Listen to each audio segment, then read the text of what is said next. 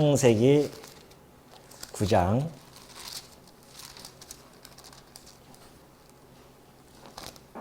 8절입니다. 창세기 9장 8절.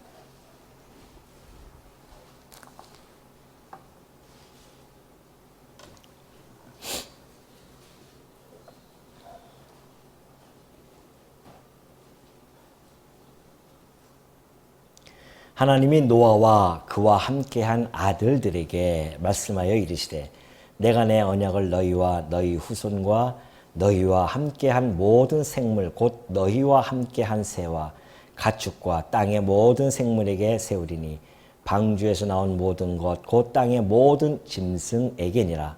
내가 너희와 언약을 세우리니 다시는 모든 생물을 홍수로 멸하지 아니할 것이라. 땅을 멸할 홍수가 다시 있지 아니하리라. 11절까지 봉독해 드렸습니다.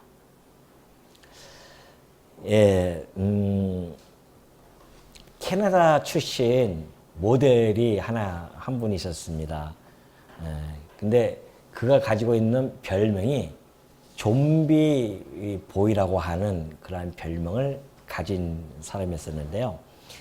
근데 작년 아마 한 8월달 정도 됐을 거예요. 2018년 8월달에 뉴스에 나오기를 그가 자기 집에서 스스로 생을 마감하는 그러한 뉴스를 인터넷 매체를 통해서 나온 적이 있었습니다.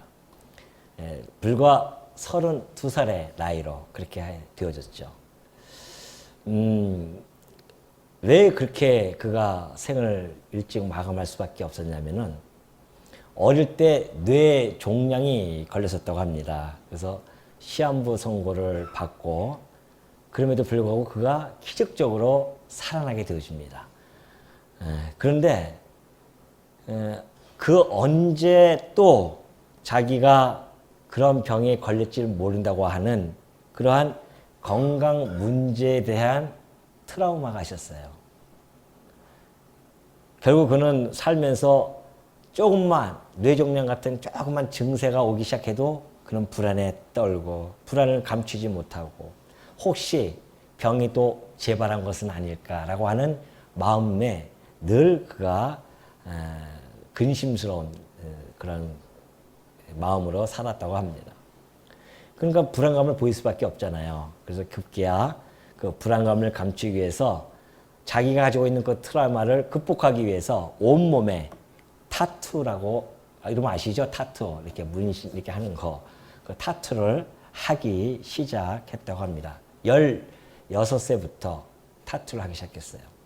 그래가지고서는 자그마치 자기 몸에다가 176가지의 타투를 그가 새기게 되어집니다.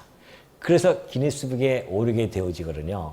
뿐만이 아니라 유명한 가수와 함께 뮤직비디오를 찍으면서 많은 사람들에게 많은 사람 입에 그의 이름이 올려지게 되어진 겁니다. 그래서 그가 결국은 그걸 극복하고자 했음에도 불구하고 그러나 끝내 트라우마를 극복하지 못하고요. 자기 집에서 젊은 나이에 스스로 극단적인 그러한 행동을 취하게 되어졌습니다. 좀 유명했기 때문에 자기의 타투라든가 그런 걸 통해서 기네스북도 올려지기도 했었고 뿐만 아니라 모델 출신으로서 또한 유명한 가수의 그런 음악에 함께 참여된 자로서 사람들의 입에 오르내렸기 때문에 그런 것들이 뉴스에 접하게 되어진 것이죠. 그만큼 이 트라우마라고 하는 것이 그렇게 사실 무섭고 극복하기가 쉽지가 않습니다. 제가 왜 이런 말씀을 드리냐 하면은 우리 지난 시간에 노아와 그 아들들이 홍수에서 벗어나서 이제 방주에서 나온단 말입니다. 사실은 얼마나 황폐했겠습니까? 황폐한 그러한 세계 앞에서 그 가족들은 노아와 그의 가족들은 망연자실할 수밖에 없었죠. 야, 이게 뭔가 싶기도 하고요. 그렇기 때문에 그들로서는 그 마음속에 어마어마한 트라우마가 딱 아마 자리 잡고 있었을 것입니다. 예를 들어서 구름만 보더라도요. 구름이 시커멓게 하늘을 덮으면 얼마나 가슴이 두근거리겠어요. 자기 앞에서 1년 동안 홍수의 사건을 도저히 잊어버리지 아니할 정도로 깊이 뇌리에 박혀 있는데 구름만 몰려와도 얼마나 두렵겠냐 말이죠.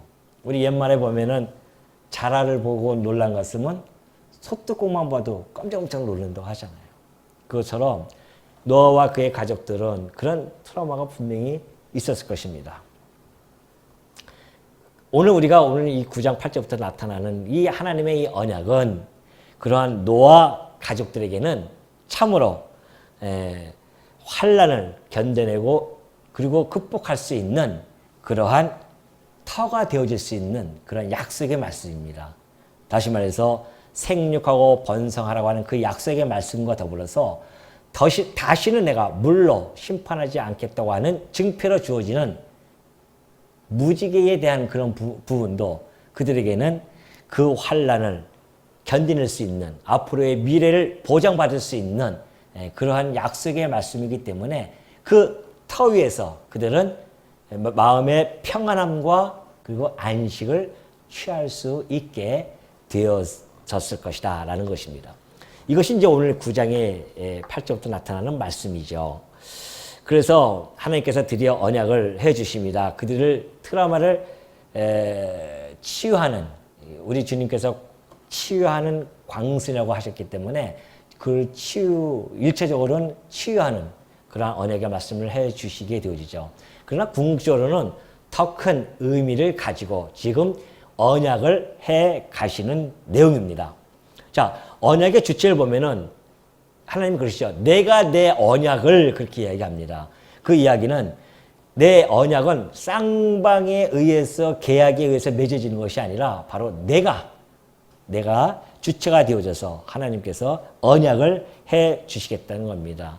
하나님의 언약은 항상 그러한 특성을 가지고 있습니다. 주권적이죠. 내가 줄 것이다.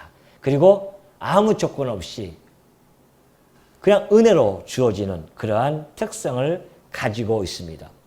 노아와 그 후손들에게 어떠한 조건과 어떠한 대가도 요구하지 않습니다. 그냥 내가 지금부터 언약을 세워 줄 것이다 라는 이야기를 하죠. 그 대상을 보면 노아와 그리고 그의 후손들 그리고 앞으로 태어날 모든 후손들 뿐만이 아니라 짐승들까지도 하나님께서는 지금 언약을 해가게 되어지십니다.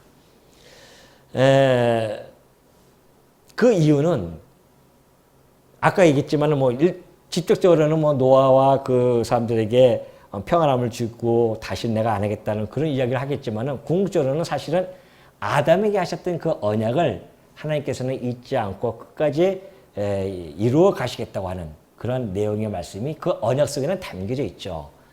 지난번에 말씀드렸듯이 아담에게 하셨던 그 약속, 생육하고 번성하고 땅을 정복하면서 그리고 다스리는 그 통치권을 주셨던 그 하나님께서는 둘째 아담이신 그것을 통하여 이루시고자 이 노아에게 계속해서 생육과 번성이라고 하는 그 약속을 해주고 계신다는 겁니다.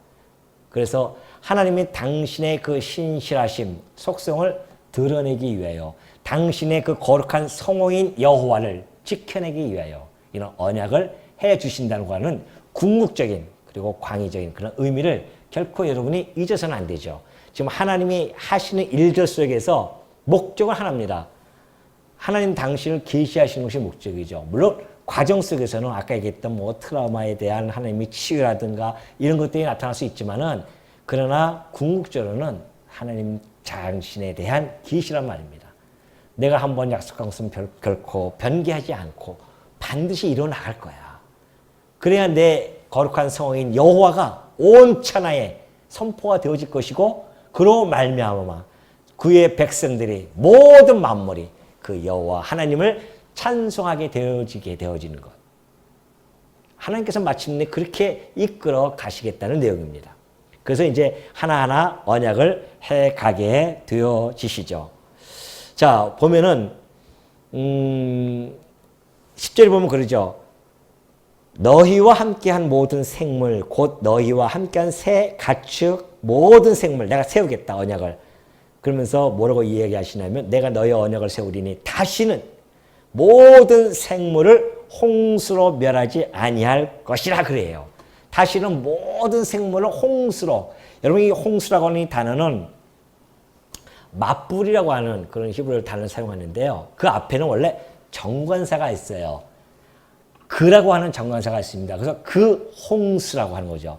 그러니까 여기서 이야기하는 홍수는 일반적인 홍수가 아니라 그 홍수라고 하는 것은 곧 노아 때 일어났던 홍수의 사건을 이야기하는 겁니다. 그래서 그 홍수 그런 이야기죠. 다시는 내가 모든 생물을 그 홍수로라고 하는 이야기입니다. 그 이야기는 앞으로 홍수가 전혀 안 일어나겠다는 이야기가 결코 아니죠. 그러죠? 여러분 국지적으로 지금 홍수가 많이 일어나고 있잖아요. 쓰나미도 일어나고 홍수도 일어나고 얼마나 많이 일어납니까? 그렇지만 하나님께서는 그 홍수, 노아에게 하셨던 그 홍수는 모든 만물을 다 덮어버렸던 그 홍수가 아닙니다. 그러니까 이 말씀만 가지고도 많은 자유주의 학자들이 얘기했던 것처럼 그때의 홍수는 국지적이었다. 부분적으로 일어났던 고대 근동 지역에 있는 그 부분에서 일어났던 사건이지 이 지구적으로 다 일어난 사건은 아니다라는 것에 대한 반박이거든요. 사실 이 말씀이. 뭐 그들이 얘기했다서 반박하기 위해서 적어놓은 건 아니지만은 이 말씀이 바로 그것에 대한 증거입니다. 다시는 그 홍수라고 했던 것은 앞으로는 다양한 홍수는 일어나죠. 시대마다. 그러나 물로서 심판하는 그런 홍수는 결코 없을 것이다 라는 것을 이야기해 주게 되어집니다. 그렇기 때문에 이제 뭐 더 이상 물로 심판할 이유는 사실 하나님께 없는 것이 그 물이라고 하는 것은 구원에 대한 표거든요. 예수 그리스도께서 오셔서 우리를 갖다가 세례라고 하는 죽고 살아나는 그런 세례에 대한 표로서 그 물 심판을 계시적으로 보여줬기 때문에 두 번 다시 그걸 할 필요는 없죠. 그래서 마지막 심판 때는 뭐가 남아있다? 불 심판이 남아있는 겁니다. 그래서 우리 주님이 오셔서 세례 요한이 그때 한 이야기가 바로 그런 이야기예요.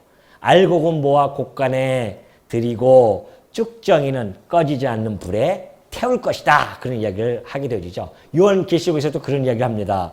누구든지 생명책에 기록되지 못한 자는 불못에 던져진다라는 이야기죠. 우리 주님께서 내가 불을 던지러 왔다라고 하는 이야기는 이제 불심판이 남았다는 겁니다. 그것이 바로 뒤에 나오죠.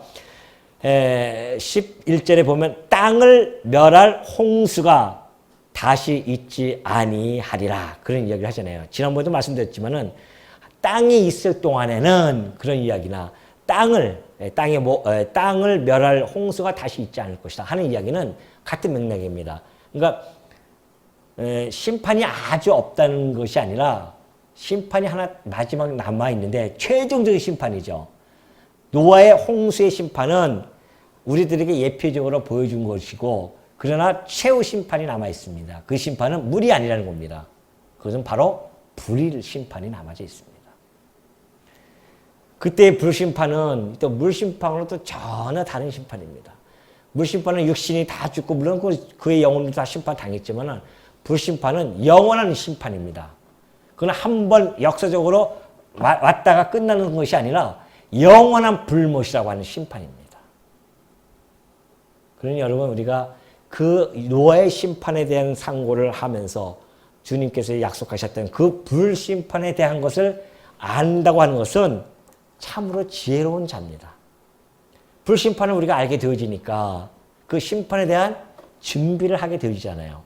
물심판 때는 아무도 준비 못했지 않습니까? 노아만 거의 노아와 8 식구만 그렇게 준비를 했습니다. 불심판 때도 그렇게 많은 사람들이 준비하지 않습니다.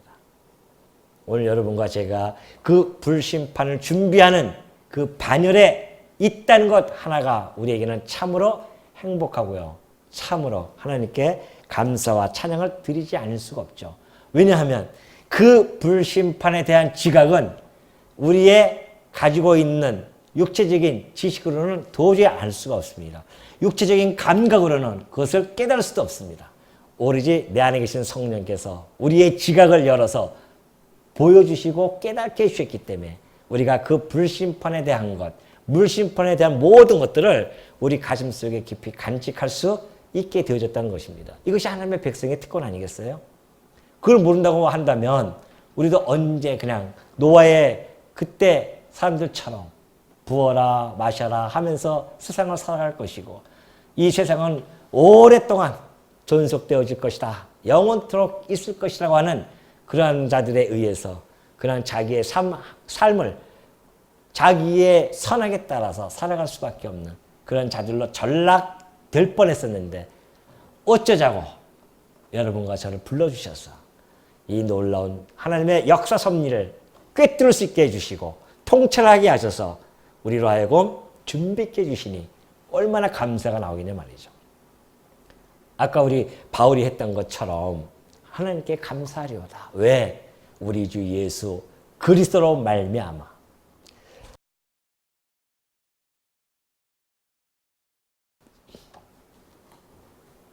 그러면서 하나님이 있을 때 내가 나와 너희와 및 너희와 함께하는 모든 생물 사이에 대대로 영원히 세우는 언약의 증거는 이것이니라.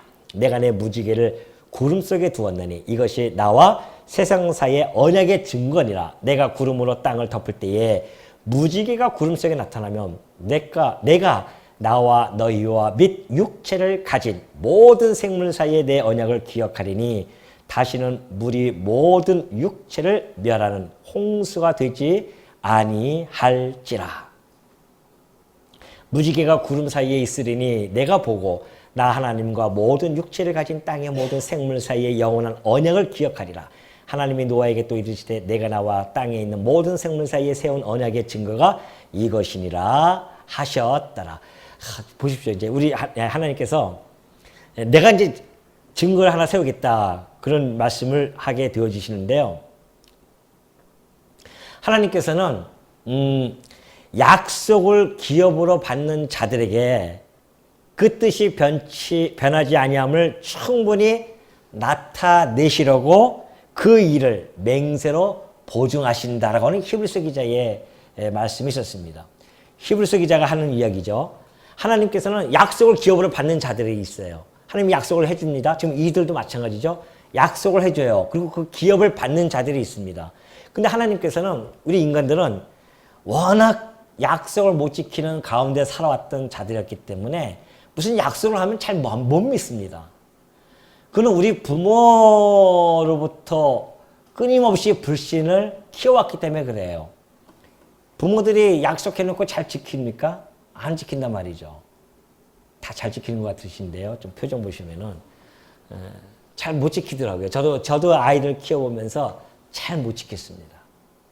근데 아이들이 자라나면서 아 약속은 어기기 위해서 있는 거구나 라고 그렇게들 또 농담삼아 사람들이 많이 이야기하지 않습니까? 그런데 우리 하나님께서는요 약속을 해주면 그 약속을 기업으로 받는 자들에게는 당신의 뜻이 절대 변하지 아니한다. 그것을 충분히 나타내시려고요 맹세로 보증하십니다. 맹세로. 그 가운데 하나가 바로 이 무지개 사건입니다. 이게 무지개라고 하는 것은 하나님의 맹세를 보증하는 하나의 인치심입니다. 이것이. 무지개를 통하여 보증을 서주시는 거죠. 도장을 딱 찍어줬습니다. 무지개라고 하는 도장을 딱 찍어서 내가 다시는 너희들에게 물로 심판하지 않을 거야 하면서 딱 찍어준 것이 바로 이 무지개 사건이게 되어집니다. 여러분 이 무지개라고 하는 것이 이 원을 보면은 원래 무지개 영어로 보면 레인보우라고 하잖아요. 근데 여기는 레인보우가 아니고 그냥 보우입니다. 보우. 활이란 뜻이에요. 활. 이렇게 있죠. 활이. 이게 활입니다. 활. 이게 무지개가 이렇게 여기서 무지개는 활. 내가 너희들에게 구름 속에 활을 넣을 거야. 그런 이야기거든요. 직역을 하면 활이란 뜻인데, 그러나 의역을 해서 우리가 여기다가 보면은 무지개. 그러니까 전체적인 문맥을 보면은 무지개가 틀림없잖아요. 구름 위에 내가 하나 무지개를 내가 세워서 할 거야. 언약을 세울 거야. 그런 이야기는 활이라고 해도 그것이 무지개임을 우리가 다 알게 되어집니다. 그러면 이게 무슨 뜻인가 도대체? 하나님께서 이 노아의 물 홍수 때는 마치 활을 갖다가 이쪽에다 이렇게 쏩니다. 그죠? 활을 갖다가 화살을 이쪽으로 쏘는 거죠. 지상을 향해서. 마치 시적인 표현으로 번개의 화살이라고 하죠. 진노의 번개의 화살을 쏘셨느니라 그럽니다. 하나님께서 이 땅에 당신이 심판해 나가실 때는 진노를 퍼붓습니다. 진노를 퍼붓는데 그것이 번개의 화살을 갖다가 쏘듯이죠. 그러니까 여러분 그 영화 같은 데 보면은 현대 전쟁 말고 과거에 보면은 활로 싸울 때요. 수십만 명이 당나라 군대들이 올 때 우리나라 사람들이 우리나라 병사들이 활을 갖다 하늘 향해 쏩니다. 그러면은 활들이 수만 명 쏘니까 한꺼번에 와 하면서 비처럼 쏟아지잖아요. 마치 그런 것처럼 하늘에서 비가 쏟아지는 것이 하나님의 진노의 번개 화살을 딱 쏴버리니까 화살들이 그냥 다 떨어지듯이 그렇게 되어진 거예요. 멸해버리지 않습니까? 그런데 하나님께서는 이제는 긍휼함을 베푸시기 위해서 내가 이제는 이렇게 활을 두지 아니하고 어떻게 둔다? 이렇게 둘 거야. 그런 이야기죠. 그러면 어느 방향으로 갑니까 이게? 활 쏘는 방향이 이쪽으로 안 되잖아요. 위로 올라간단 말입니다. 하나님께서는 이 활을 갖다가 심어준다고 하는 것은 곧 당신의 긍휼함과 자비에 대한 표현입니다. 더 이상 내가 너희들에게 물로 심판하지 않을게라고 하는 그러한 자비의 표현으로서 활을 하늘을 향하게 되어지고 땅이 아니라 하늘로 향하는 그러한 징표를 우리들에게 주신 것이다 라는 이야기죠. 아이고 목사님 이거 그 억지 해석 아닙니까? 그렇게 생각할 수 있겠지만은 한번 우리가 이사야에 보면 이런 이야기, 이사야서 한번 찾아볼까요? 이사야서 54장 7절입니다. 이사야서 54장 7절.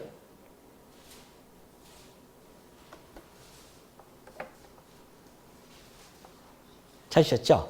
우리 함께 한번 다 같이 10절까지 한번 읽어보도록 할까요? 자, 시작.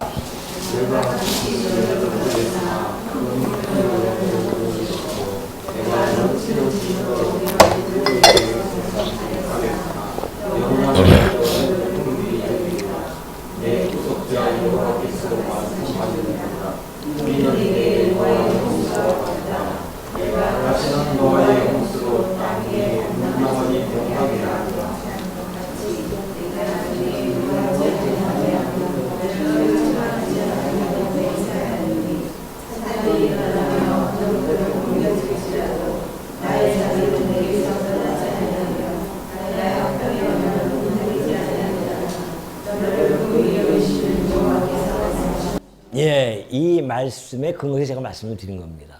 하나님께서 물론 이제 상황은 역사적인 배경은 틀립니다. 이스라엘 나라를 향해서 하나님께서 하시는 이야기인데 내가 내가 넘치는 진노로 네 얼굴을 잠시나 가려버렸다. 그렇지만은 이제 내가 너희에게 영원한 자비로 너희를 긍휼을 베풀 것인데 마치 홍수의 노와 같도다. 그런 이야기 하시죠. 내가 홍수로 땅 위에 번명하지 못하게 하리라 맹세하신 것 같이 내가 너에게 다시는 노하지 아니하고 너희를 책망하지 아니하는데 나의 자비가 내게서 떠나지 아니할 거야. 다시 말해서 화평의 언약. 이걸 화평의 언약이라고 하죠. 화평의 언약. 화평의 언약이다. 지금 하나님께서 하시는 이 언약은 화평의 언약이고 자비의 언약입니다. 자비를 베풀어 주시는 것이요. 그러니까 다시 너희들에게 내가 활을 쏘듯이 내가 하지 않고 이 활을 뒤집어 보는으로 말미암아 이제 화평과 자비를 너희들에게 베풀어 줄 거야 라는 것을 이사야 선지자를 통하여 말씀해 줬던 것을 근거로 해서 제가 말씀드리는 거예요. 그러니까 지금 이 노아에게 했던 이 약속의 말씀도 지금 같은 맥락 속에서 이제 내가 너희를 진노하지 않을게. 너희가 어려서부터 악하기 때문에 그때마다 진노하면 너희가 다 멸절당하니까. 그래서 내가 곧 내 아들을 보내서 너희를 구원하고 그리고 그래도 여전히 노아의 때처럼 내 말을 순종하지 아니하는 자들은 마침내 내가 불로 다 멸할 거야 라는 그러한 가운데 하나님의 자비와 화평의 언약이 지금 이 무지개를 통하여 주어지는 것이다 라는 내용입니다. 그러니까 우리가 이 무지개를 통하여서 계속 거기 14절도 그렇고요. 우리 하나님께서 15절도 그렇고 16절도 그래요. 내가 기억할게 그러죠. 구름이 막 몰려올 때 내가 기억할게 걱정하지 마라 그런 이야기입니다. 아까 얘기했듯이 그들에게는 엄청난 트라우마가 있습니다. 이제 막 구름이 막 몰려오기 시작하면은 얼마나 두렵겠어요. 그때 무지개라고 하는 것은 태양의 그 구름에 비춰지면서 태양의 반사가 되어진 물방울의 모습이잖아요. 그러니까 태양이 딱 뜨면서 거기 구름 속에 막 구름이 몰려옵니다. 지금 막 여기서 구름이 막 몰려오는데 갑자기 그 안에 무지개가 딱 뜬 걸 보면 어떻게 했습니까? 아, 우리 하나님께서 기억해 주신다고 했지. 맞아. 저것은 더 이상 우리에게 물로 심판하지 아니하실 거야. 라고 하는 것에 마음의 평안함과 안식이 쫙 오는 겁니다. 그 하나님께서 또 여전히 난 기억할게 내가. 그렇게 이야기하시는데 하나님의 기억은 절대 잊어버리지 않죠. 왜? 당신의 신실하심을 두고 맹세했기 때문에 결코 잊어버리지 않습니다. 그래서 우리가 우리 하나님을 이런 말씀을 통하여서 하나님을 알게 되어지는 어떤 하나님, 정말 신실하신 하나님이시구나. 그때로부터 시작해서 지금까지 물로 한 번도 심판이 안 당하잖아요. 아니 국지적으로 홍수나는 거 말고 전 우리 지구 땅에 그런 적 한 번도 없잖아요. 그 하나님의 당신의 이 맹세로 보증한 이 무지개 사건이 지금까지도 하나님이 신실하게 지키고 계신다는 이야기입니다. 그러니 우리가 그 하나님을 어떻게 경외하지 않을 수가 있겠어요? 어떻게 신뢰하지 아니할 수가 있겠냐 말이죠. 그 우리 안에 믿음이 새록새록 나올 수밖에 없는 겁니다. 이런 모든 걸 통해서라도. 그래 우리가 지나가다가 무지개 보면 그 아이들에게도 야 무지개다 사진 찍기 바쁜데 그럴 때 우리가 이 말씀을 가지고 얼마나 좋습니까? 저것이 바로 하나님께서 우리들에게 해주셨던 그 맹세의 보증으로서 우리에게 주신 사건이다. 과학적인 사람들은 그걸 과학적으로 설명을 하려고 하잖아요. 뭐 햇빛이 비쳐서 뭐 해가지고 물방울이 해가지고서는 무슨 작용에 의해서 그렇게 무지개가 나타나는 것이지. 맞아요.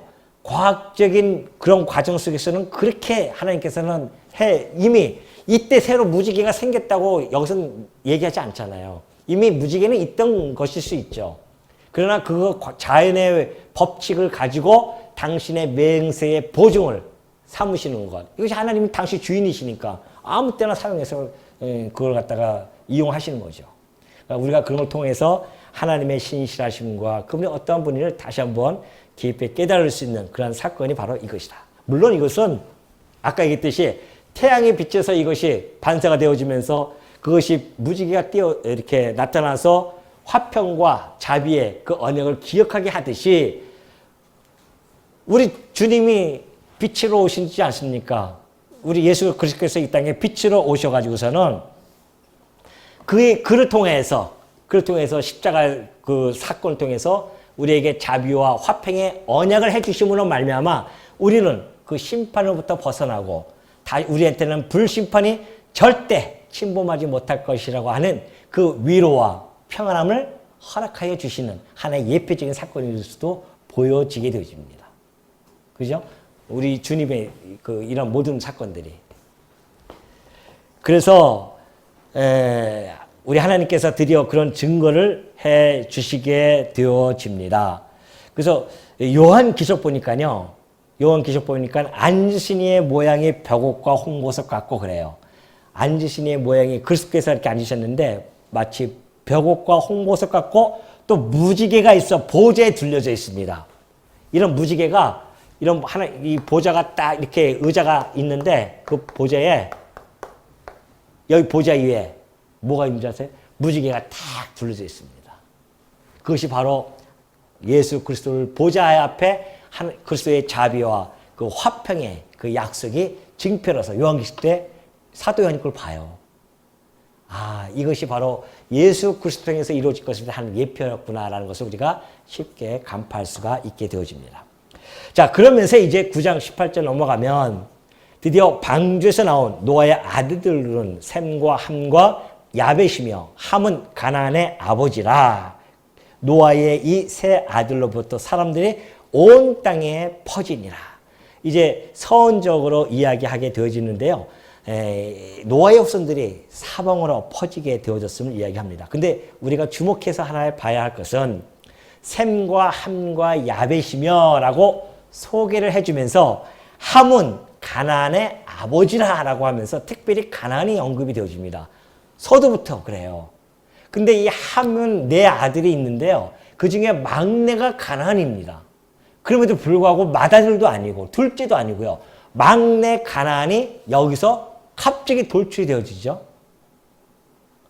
제가 말씀드렸잖아요. 지금 이 창세기, 이 율법, 이 창세기, 출애굽기, 레위기, 민수기, 신명기를 모세 오경이라고 해가지고서는 이걸 율법이라고도 그렇게 이야기합니다. 그러면 지금 이 창세기를 읽는 1차 독자가 누구라고 그랬죠?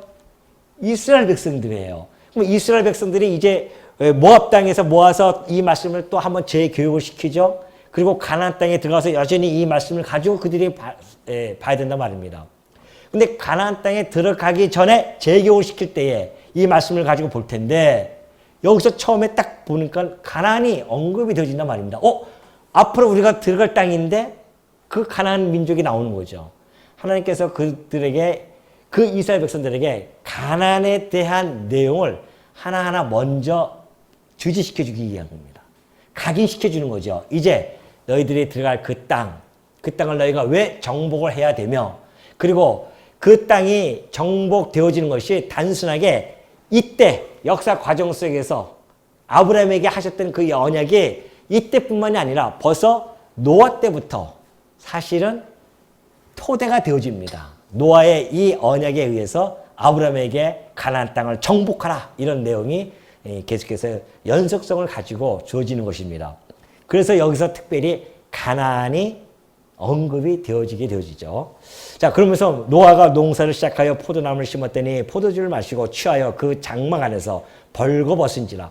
가나안의 아버지 함이 그의 아버지의 하체를 보고 밖으로 나가서 그의 두 형제에게 알림해 셈과 야벳의 옷을 가져다가 자기들의 어깨에 메고 뒷걸음쳐 들어가서 그들의 아버지의 하체를 덮었으며 그들의 얼굴을 돌이키고 그들의 아버지인 하체를 보지 아니하였더라.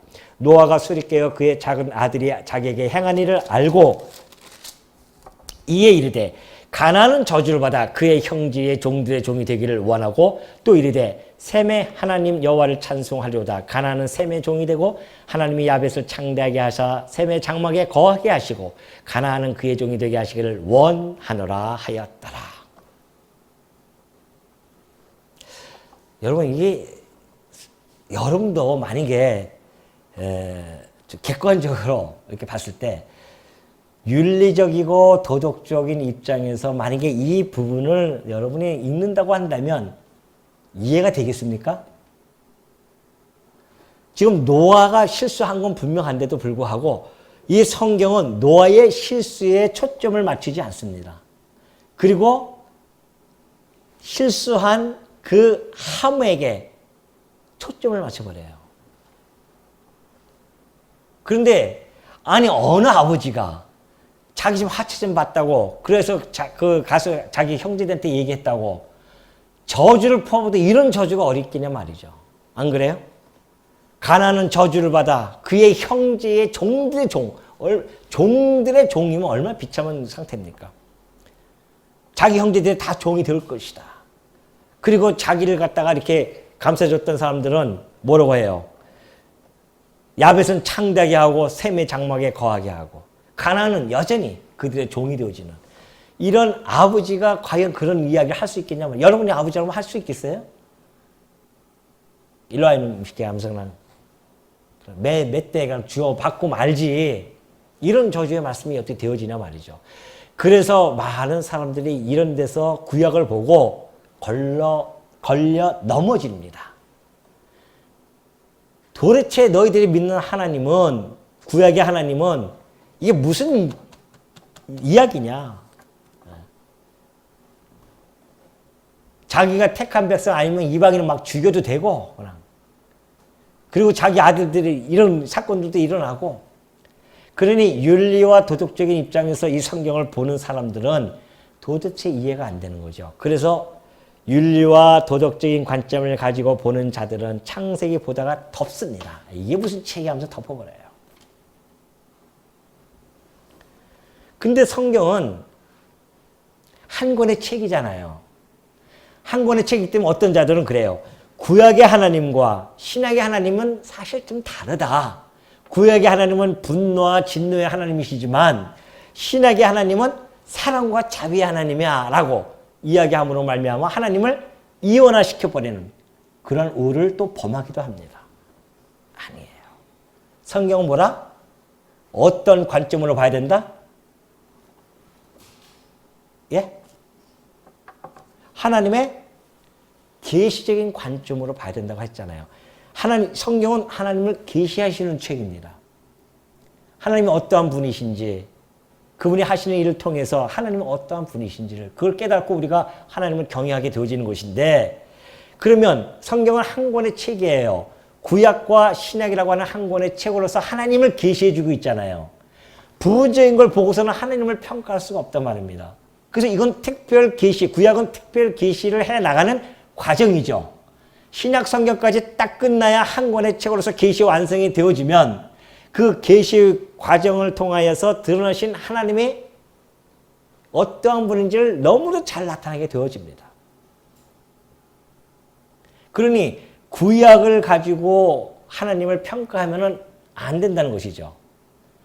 구약과 신약까지 통틀어서 보면서 구약의 과정을 살펴보면서 하나님이 왜 이렇게 해나가셨을까 라고 하면서 보다 보면 신약에 가서는 이래서 하나님이 이런 역사를 진행해 가셨고 마침내 당신의 백성들에게 당신의 아들까지 내어주는 그 놀라운 사랑을 우리들에게 보여주시는구나.